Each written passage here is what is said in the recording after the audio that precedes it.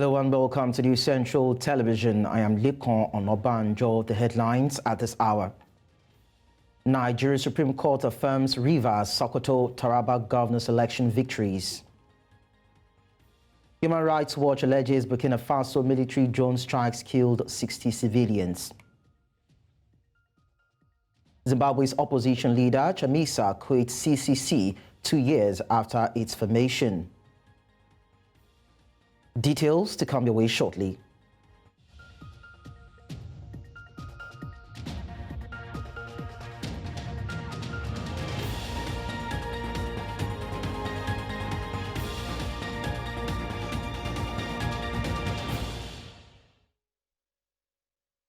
News Central now at this hour begins with court matters in West Africa, where Nigeria Supreme Court has upheld the election of Governor Siminalayi Fubara of Rivers State. The court, in a unanimous decision by a 5-member panel led by Justice Kudirat Kekereekun, on Thursday dismissed as lacking in merit an appeal the candidate of the All Progressives Congress, Tonya Cole, filed to challenge the outcome of the governorship election that held in the state on March 18, 2023. In the lead judgment that was delivered by Justice Ibrahim Saulawa, the Apex Court said it found no reason to dislodge the concurrent verdicts of the Court of Appeal and the Rivers State Governorship Election Petitions Tribunal, which upheld Fubara's victory at the poll. The court held that Cole did not establish that the election was not conducted in compliance with provisions of the Electoral Act 2022. Well, first, this brings us to the end of an election cycle, and I'm grateful to God Almighty for the courage to see it through. Of course, there's disappointment that we did not win because we believe that we had a very, very good case. But that notwithstanding, I want to congratulate all Rivers people for just seeing this through. And at the end of the day, I want to wish the governor, Siminalayi Fubara, all the best.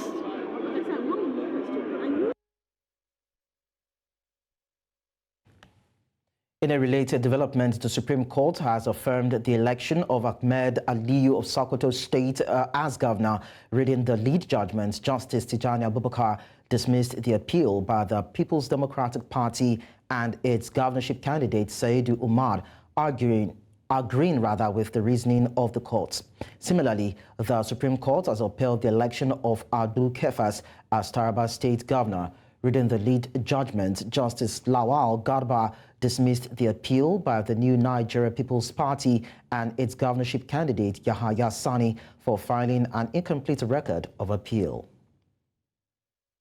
Away from election matters, the Ondo State House of Assembly on Thursday screened and confirmed Olaide Adelami as the Deputy Governor of Ondo State. The development came 24 hours after the Governor, Lucky Ayedatiwa, picked Adelami as the Deputy Governor nominee and sent his name to the Assembly for screening and approval. The Assembly confirmed the nominee after the consideration of a report by the House Election Committee presided over by the Speaker, Olamide Oladiji, during the plenary session of the Assembly.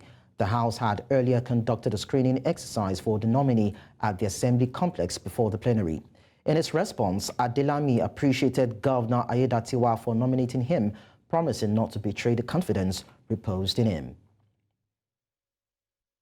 And now to the eastern part of Nigeria, the Abia State Judicial Panel of Inquiry on the Recovery of Government Property and Funds has granted bail to ex-Governor Okezie Ikpeazu's Chief of Staff, Professor Anthony Adbazore, in the sum of 500,000 naira and one surety in like sum.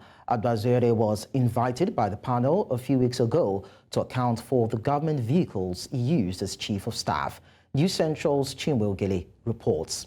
The panel had issued a bench warrant on the former Chief of Staff to ex-Governor Okezie Ikpeazu, Professor Anthony Adbazore, to give account of the official vehicles he used while in office when he failed to honor the invitation earlier. Adbazore, in his submission and defense, said he had maintained a clean record in all his public service life, but only went home like other aides of the then governor with the said vehicles as an executive council decision. What you're doing is fact-finding. So what is bad about it? Nothing.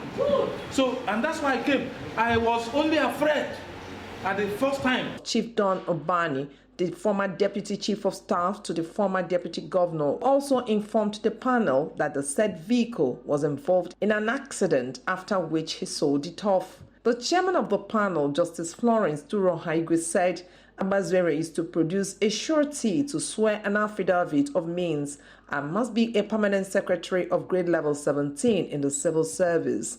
The witness pleaded with the panel to reconsider the surety from him, as it would be difficult to get any to stand in for him. The panel thereafter gave him an option of a serving member in the State House of Assembly from his constituency. Since both of them laid claim to this Executive Council decision that bequeathed official vehicles to the governor's aides, the panel therefore requested for a proof of the ESCO decision. I am of the view that there is need to further investigate if there was an ESCO decision bequeathing this vehicle on the witness. Apart from the if-said visit of the witness, there is nothing before us to hold on to. We need to scout for this evidence through other witnesses that are yet to appear before us. A public affairs analyst, Mr. Ugochukwu Nwankwo, says it should not be a difficult task to produce minutes of the ESCO. Those vehicles are purchased with government money. They are not governor's vehicles. He has a lot of vehicles. If he wants to give anyone such gifts, he can use his personal vehicles and give to them. I believe in previous times, those vehicles, the money is deducted from the salaries of these public servants. If there is also proof that such deductions were made, I think it will also go a long way. The panel adjourned hearing on the matter till the 2nd of February 2024. In Omamuzo News Central, Chinwe Ugele. You're watching News Now. We go on a short break. We'll be back with more stories. Don't go away.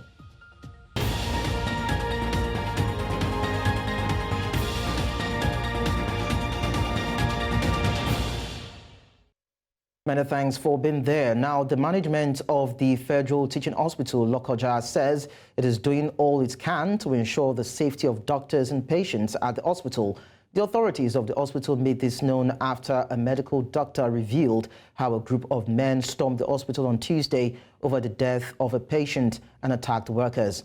Sharing videos on his X handle, the doctor explained that the men, who were led by an unnamed political leader, demanded to see the doctors on duty on arrival at the hospital. Apparently, the hospital lost a patient and they came for the doctors. Among the people that came to destroy the hospital was a political leader. Joining me on the news to discuss this is the Kogi chairman of the Nigeria Medical Association, Dr. Baoku Olusola. Dr. Olusola, it's nice to have you around. Thank you so much for having me. Thank you so much. What is the association's stance on these incidents at the Federal Teaching Hospital in Lokoja, and what measures have been taken into consideration to ensure the safety and well-being of the healthcare workers? Well, thank you so much. For us doctors, when we lose patients, it's always a sad moment for us. So first, I want to offer our deepest and sincere condolences to the family of the deceased, and I want to pray that God gives the deceased eternal rest. That being said, I also want to state categorically, contrary to what is actually going on in the media space, that Federal Teaching Hospital Lokoja is a constellation of world-class doctors.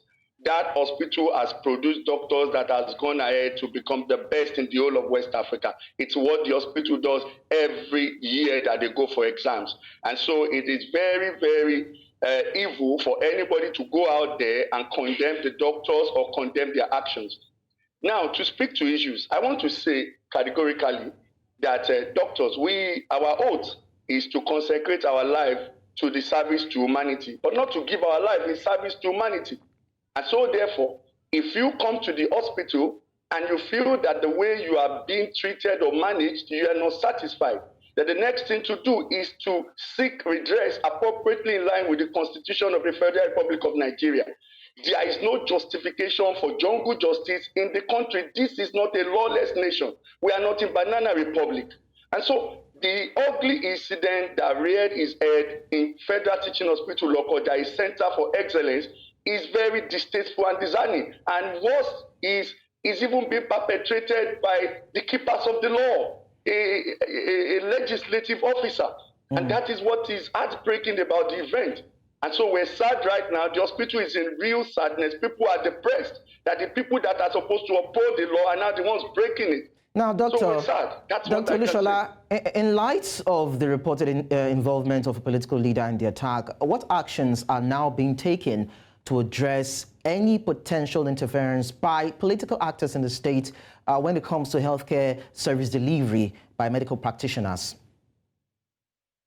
All right, let me say that when people have institutional amnesia, it affects their actions in the public. Kogi State is not a state where anybody is hourly placed than the other. Let me remind you that in 2020, a similar incident happened where a highly placed person, or purported highly placed person, assaulted a woman to the extent of raping the woman multiple times. If you check the dailies of 2020, April 3, the government of Kogi State came out categorically in their statement, and I quote, that the Kogi State government reaffirmed unalloyed commitment to protection of everyone in Kogi State and will not tolerate violence against anybody under any disguise. That is the stand of Kogi State, and so it will only take anybody with institutional amnesia to think because you are holding any position in Kogi State, then you are going to go contrary to the stand of the government.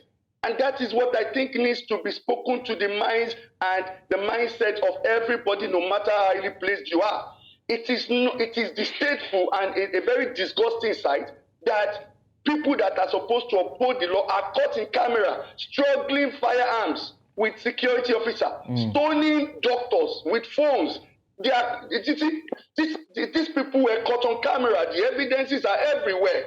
Now, Dr. Olusola, shot 5 gunshots to go out in the hospital premises. Dr. Olusola, people are civil. Yeah, I can hear you, sir. Yes, that's actually where I'm actually going. We are just looking at the footage now where there's a scuffle between certain figures within the hospital premises. So when it comes to security, how can the Nigerian Medical Association collaborate with probably local authorities and law enforcement agencies and probably security agencies also to ensure that there is adequate security for members of staff who are providing healthcare services to patients and for facilities being used in these hospital establishments? Okay, let me tell you the 3 cardinal functions of NMA, anywhere NMA exists in Nigeria. NMA exists, number 1, for its integrity and its name, to protect it as long as the life exists.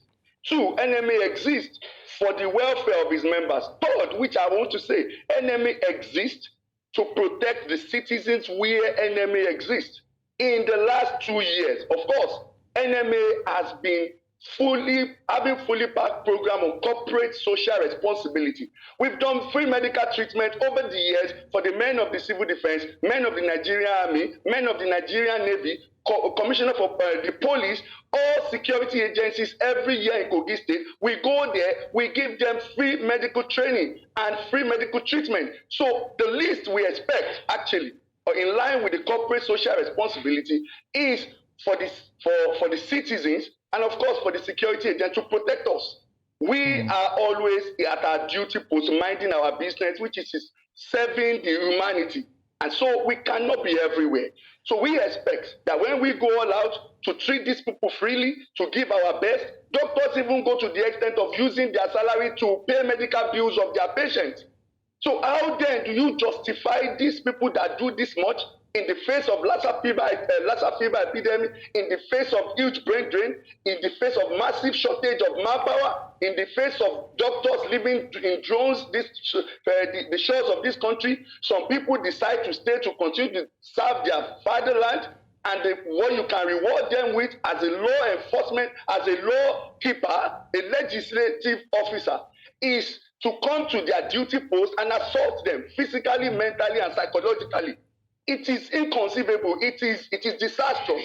And that's why I'm wearing black. If you look at me very well, I'm wearing black because we are in mourning. We are no longer safe. Now, Dr. Olusola, are supposed to keep the law. Yes, let's talk about safety. We still continue to talk about safety for medical practitioners, most especially in Kogi State. Now, of course, the efforts of medical practitioners, professionals in the states might not be known, most especially when they go out of their way to help patients, of course, in getting their healing and all that, might not be known to people in the state. So how do we now begin to drive a conversation whereby the medical community in the states finds a way to help people within the community understand the need for collaboration, for mutual understanding, mutual coexistence, whether or not a situation goes south, in ensuring that these people are able to do the job without fear or favor? All right. Let me break something down to you.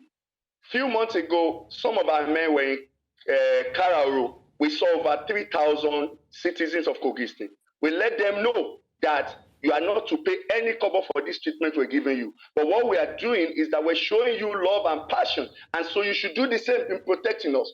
So on our own, we are engaging in free medical outreaches. We are engaging in public enlightenment programs. Even when they find their way into the hospital premises, we educate them. But you see, the much we can do is what we are doing because we don't even have the time.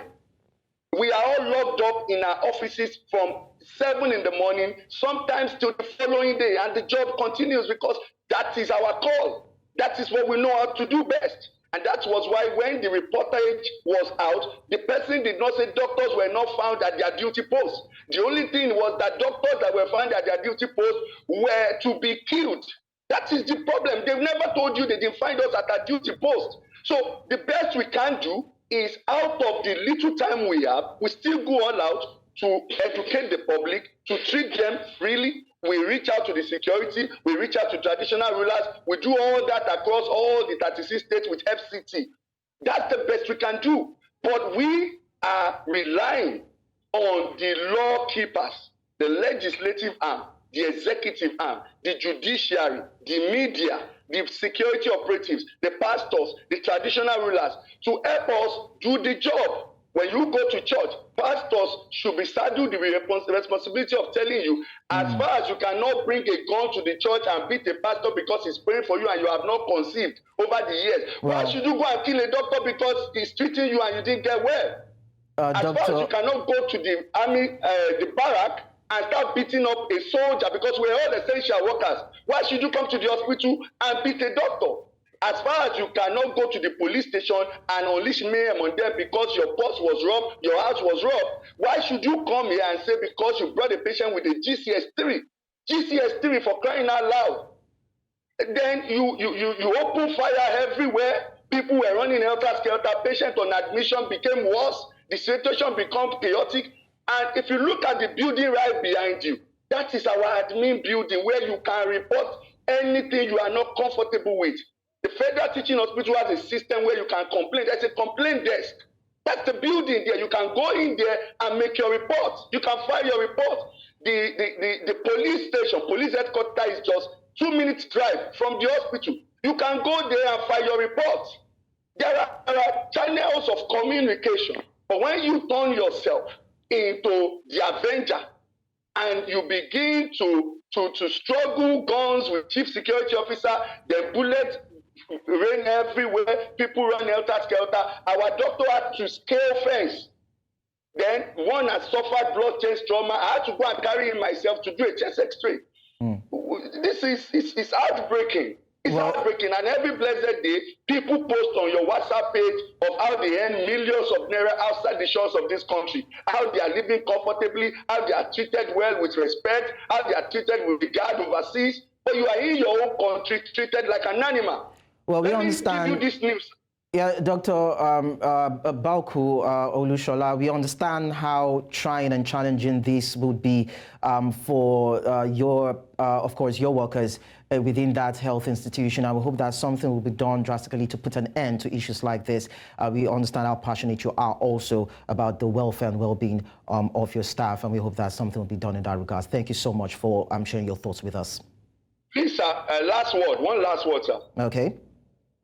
We want to make a passionate appeal to the Inspector-General of Police want to make a passionate appeal to the Commissioner of Police of this state, want to appeal to the DGSSS that in Kogi State there is no higher. All of us are equal. That is the stand of Kogi State government. Well and said. So perpetrators of this heinous act must be brought to book. Okay. One, it will serve as a deterrent. Two, it will boost the morale of workers to come back to work. Three, it will create a sanity in the environment and we'll all be happy. Thank you so much for having me. Dr. Baoku Olusola, thank you so much for talking to us. Appreciate it. Let's move on now. Several youths from across the 36 states of Nigeria have been trained on methods of effective oversight using the global I Follow the Money model as part of measures to improve transparency and accountability in the country. This was during the capacity building and training session in Nigeria's capital, Abuja, which also saw the launch of the Project Trust, an initiative to build trust between government and citizens. Amadine Uyi reports. In attendance were participants selected as part of a capacity building training on the globally acclaimed I Follow the Money model, which seeks to promote transparency and accountability at subnational levels of government in the country.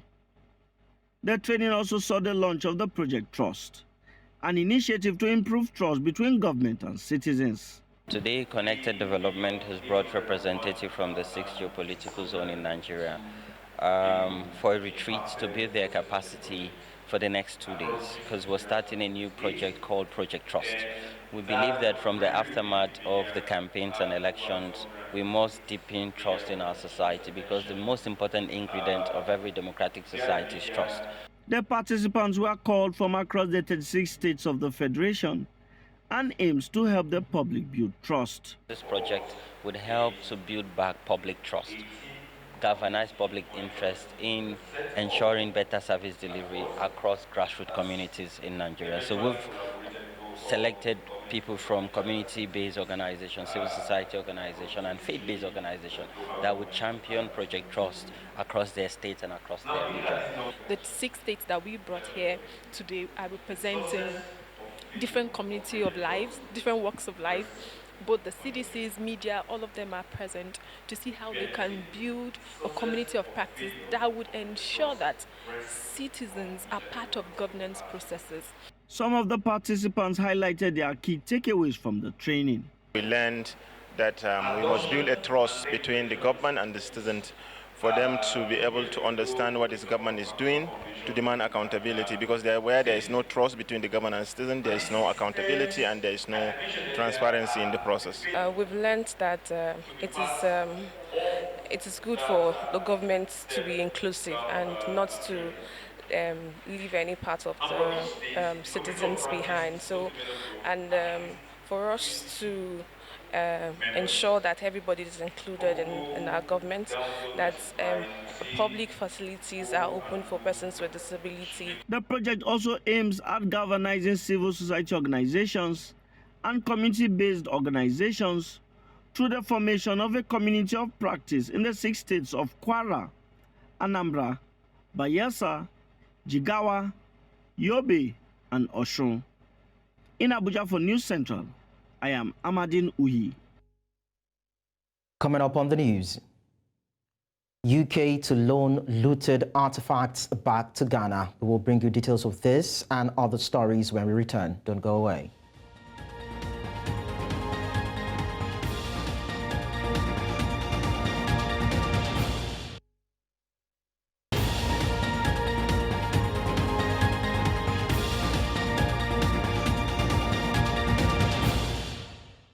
The news continues in West Africa, where Human Rights Watch says 3 Burkina Faso military drone strikes that the government claimed targeted Islamist fighters killed at least 60 civilians and injured scores more at 2 crowded markets and a parked funeral in Burkina Faso and Mali between August and November 2023. According to the organization, the drone strikes violated laws of war prohibitions against attacks that do not discriminate between civilians and military targets and were apparent war crimes. It added that the Burkinabe government should promptly ensure independent, impartial and transparent inquiries into the attacks, appropriately prosecute those responsible and adequately compensate victims and their families.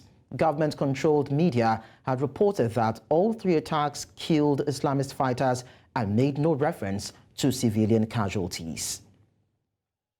Let's now tell you that 6 Ghanaian nationals consisting of 3 military personnel have received capital punishments by way of hanging stemming from their participation in an attempted overthrow of the government 3 years prior. Additionally, a senior law enforcement official and 2 other armed forces were found not culpable. News Central's Niyomoni provides further details surrounding this case. In June 2019, 10 individuals were arrested. Their trial began on June 8, 2021. The prosecution rested in July 2022, and final judgment was rendered in January 2024. 8 were charged with conspiracy to commit high treason, while the remaining 2 were charged with abatement. They were accused of plotting to kidnap the president and overthrow the government. After 3 years of trial, 6 of the accused, including 7 military officers, were convicted and sentenced to death by hanging.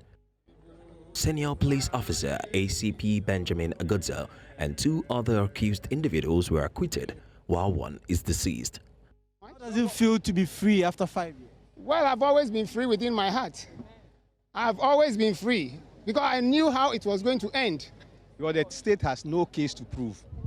Nothing to prove. You heard the judges today. He was just giving advice about how to get citizens active. The TAG group as an NGO to get active. That's all that he said. So he said, look, if you are going to demonstrate on such matters, pass through the legal channels. That's all that he said. And yet the state wove a very frivolous case, frivolous to the highest degree. It's a process. We would definitely be going to the Supreme Court for it to also look at the evidence. We believe that some of the charges, you saw the soldiers, it was conspiracy, but they've been acquitted on the substantive charge. The court found the evidence against the men to be compelling, including intercepted communications and testimonies, although the group, including a gunsmith, pleaded not guilty during the trial that captured national attention. According to court documents, the men were arrested with locally manufactured guns, improvised explosive devices, and AK-47 rifles. State prosecutors said the group had planned to organize protests ostensibly to topple President Nana Akufo-Addo's government ahead of the 2020 general elections. The effort was quite systematic, it was very deliberate, and the prosecution was able to establish clearly all the concerted efforts of the various persons, 6 of them who were convicted. And I believe, of course, the first accused would also have been convicted, Dr. McPalm, because he was actually the grand architect of the whole scheme. And for me, it sends a strong signal to the nation that any attempt at all to destabilize the nation, any attempt to organize the overthrow of the constitution will not be countenanced and will be taken quite seriously. This was Ghana's first treason trial since 1966, when post-independence leader Kwame Nkrumah was overthrown. Ghana last carried out an execution in 1992 when it returned to democratic rule. Last year, lawmakers voted to abolish the death penalty for ordinary crimes, replacing it with a life sentence. In Lagos for News Central, Niyomoni. Meanwhile, the UK is sending some of Ghana's crown jewels back home 150 years after looting them from the court of the Ashanti king. Gold peace pipe is among 32 items returning under long-term loan deals. The Victoria and Albert Museum is lending 17 pieces and 15 are coming from the British Museum. Ghana's chief negotiator said he hoped for a new sense of cultural cooperation after generations of anger. Now, some national museums in the UK, including the V&A and the British Museum, are banned by law from permanently giving back contested items in their collections, and loan deals such as these are seen as a way to allow objects to return to their countries of origin. Joining me on the news to discuss this is News Central's international correspondent, Afia Hagen. Now, Afia, can you please tell us about some of these artifacts that are being loaned back to Ghana? Well, you've got 32 artifacts that are being loaned back to not to the Ghanaian government. It's important to note that they're actually being loaned back to the Asantehene, that's the king of the Ashanti region. It includes a ceremonial peace pipe. You've also got an Ashanti gold ring. You've got a gold badge worn by the king's soul washer, and of course, the ceremonial pipe. Now, these were objects that were taken during time of war and were taken forcibly by the British, by UK troops, removed from Ghana and sold at auction in the 1800s. And since then, they have been part of the King's collection, as it is known now, and also they have been in museums all around the United Kingdom, including the British Museum and the Victoria and Albert Museum. And it's this particular museum, the V&A Museum, that is loaning these objects back to Osei Tumfor II. That's the Asantehene, the King of Ghana. Well, a lot of Africans are actually angry that their ancestral monuments that were stolen are now to be loaned back to them for a few months. I don't know if you can share with us insights into probably discussions that led to such negotiations. You're absolutely right. You know, these artifacts are to what Nigeria would be the Benin bronzes. They have the same amount of significance. And of course, lots of people are very angry that these objects that were stolen essentially from their country are being loaned back. Now, we saw the Asantehene met with King Charles III when he was in the country for the coronation, and there have been ongoing discussions between cultural ministers of both countries about what can be done about these artifacts. Now, an argument that often comes from the side of the United Kingdom and from curators here is that these artifacts would not be stored properly if they were returned back to their countries of origin. And people from those countries of origin will say, well, quite frankly, that is none of your business. These artifacts belong to us, so therefore they should be returned, especially if they were forcibly removed and then sold at auction. They were stolen.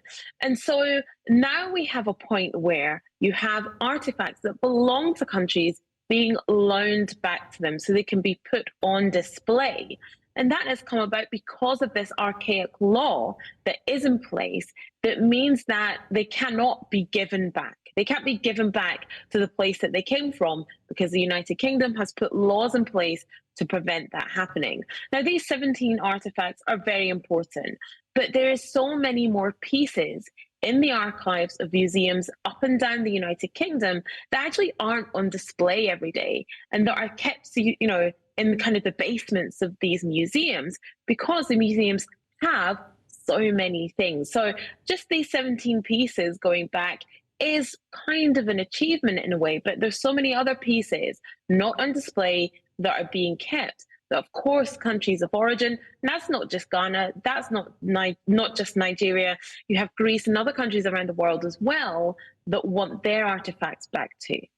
Before I let you go, Hagen, there have been talks as regards the need for financial rewards to be given to these African countries from whom these artifacts have been stolen. Because, of course, if you keep such artifacts in museums, then definitely there is revenue to be generated in some way. So looking at that argument, do you think that should be something that must be considered?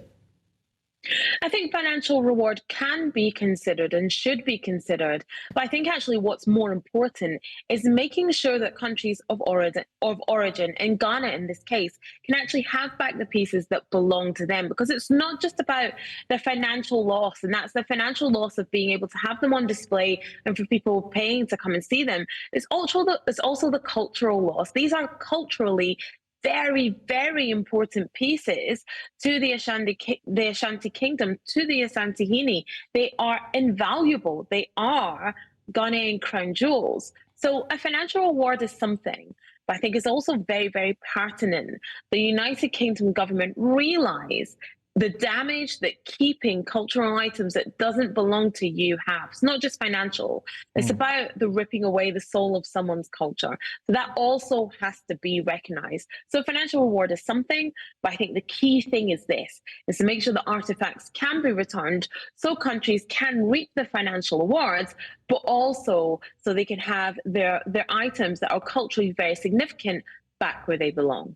So at this point, do you think it would be doable? Is it feasible for the African community to contest these laws, most especially by UK, that prevents the permanent return of these artifacts or monuments? It's absolutely right that these laws can be and should be contested.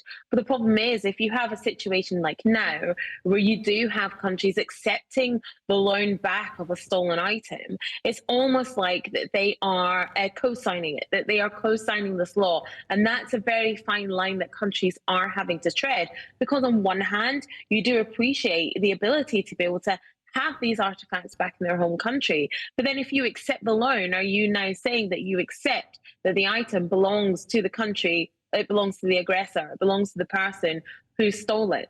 So I think there actually is a need to contest these kind of laws. And when you speak to people who are in cultural ministry, what they will say is, you know, we have the ability to look after these items. They belong in our museums, and we generate profit from people being able to see them. But the key thing is this: if an item was stolen or forcibly removed in a time of conflict or war, it doesn't belong to the country that might be housing it at the moment, you know, and people like the United Kingdom and other museums around the world that have pieces like this in their collection need to realize that actually that isn't a proper way to curate a collection, and that this isn't a way to sustain a museum on items that were stolen.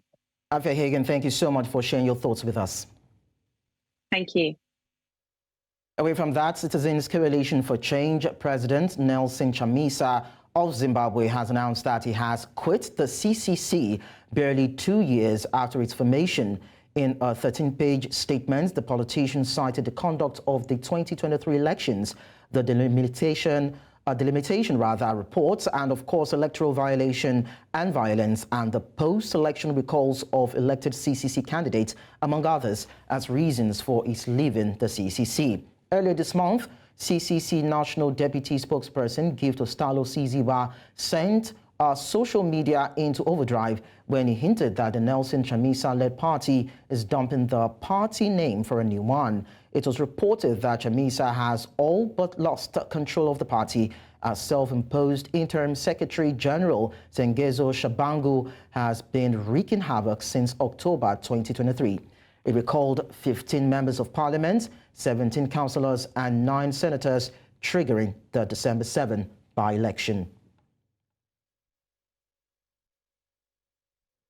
A break will do here on the news. When we return, we'll bring you the rest of the stories.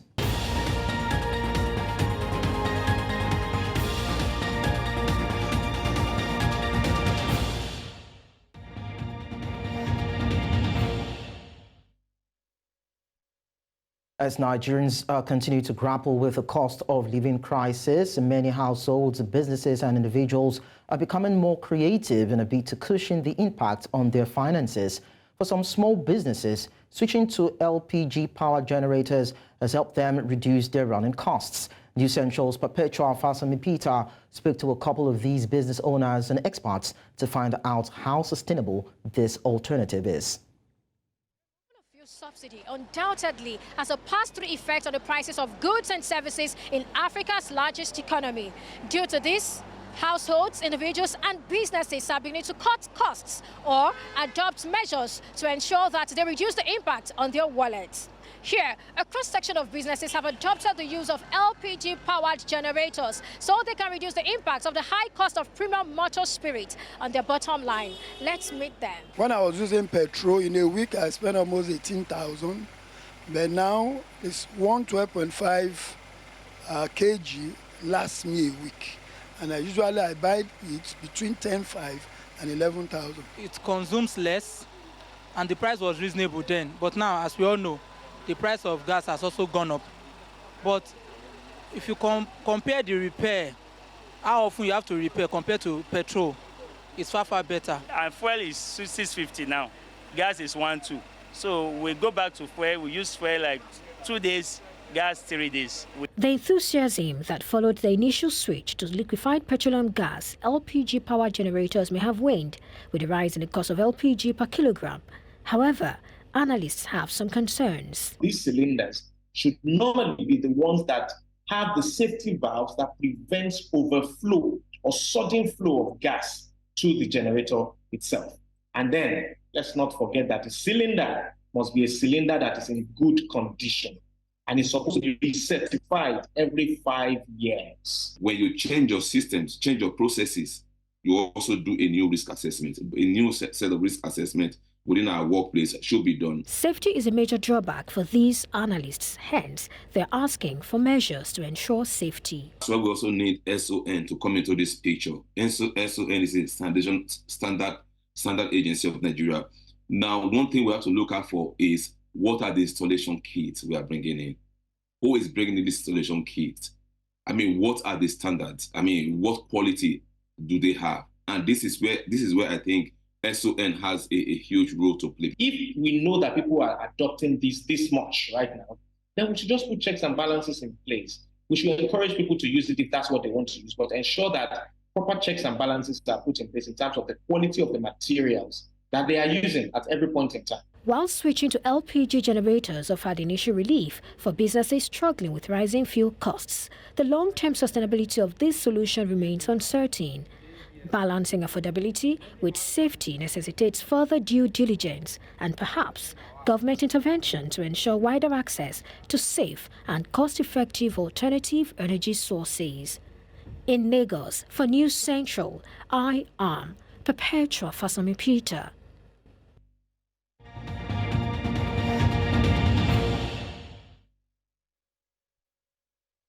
In the world of sports, it's been 40 years since the Super Eagles of Nigeria lost to Cameroon in the final of the 1984 Africa Cup of Nations.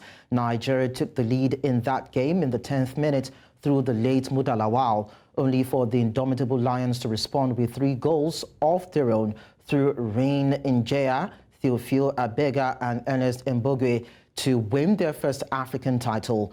4 decades later, both teams will meet again at the same Hufei-Boigny Stadium in the second round of the ongoing tournament. Sports historian and publisher Calvin Emeka Omuka was 14 years old when that first encounter took place and remembers it quite well. But he believes the results will be different this time around.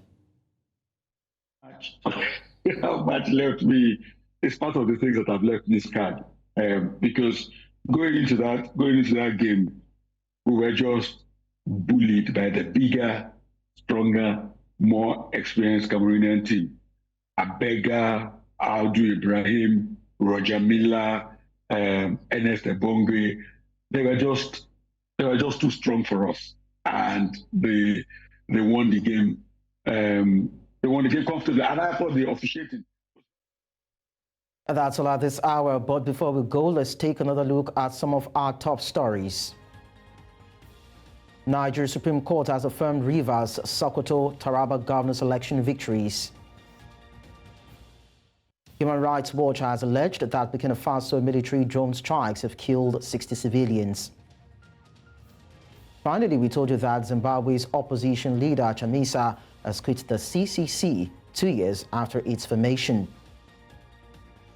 Do follow us on social media. We are at News Central TV. You can watch News Central live on DSTV channel 422, Star Times channel 274, Avo TV, and YouTube.